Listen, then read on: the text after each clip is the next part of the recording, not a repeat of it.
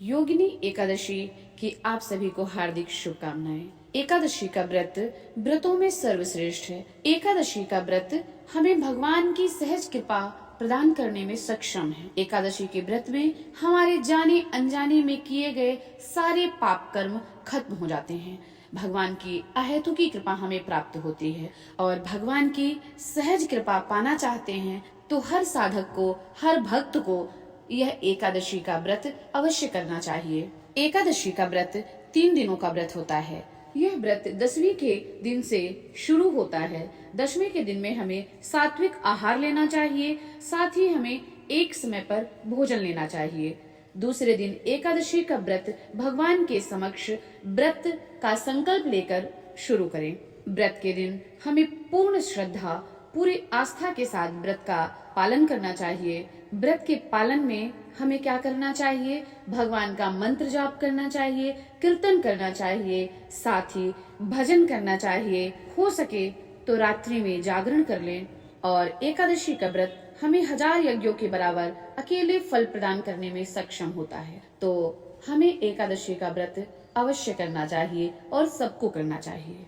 हमारी जो भी कामनाएं हों एकादशी के व्रत से अवश्य पूर्ण हो जाती हैं। अगर हम विश्वास पूर्वक व्रत को धारण करते हैं पूरे श्रद्धा और विश्वास से, तो व्रत हमें पूर्ण फल प्रदान करता है। और व्रत के दिन हमें गुरु मंत्र का जाप करना चाहिए, अपने इष्ट के मंत्र का जाप करना चाहिए, भजन करना चाहिए। पूरे भरोसे और विश्वास के साथ हमें व्रत धारण करना चाहिए।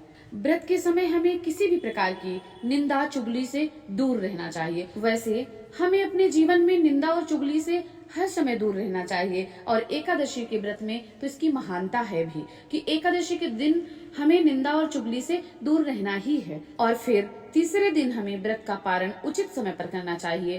पहले किसी संत ब्राह्मण को यथाशक्ति दान दक्षिणा व प्रसाद खिलाकर उनको संतुष्ट करें और फिर बाद में स्वयं अपना व्रत खोलें।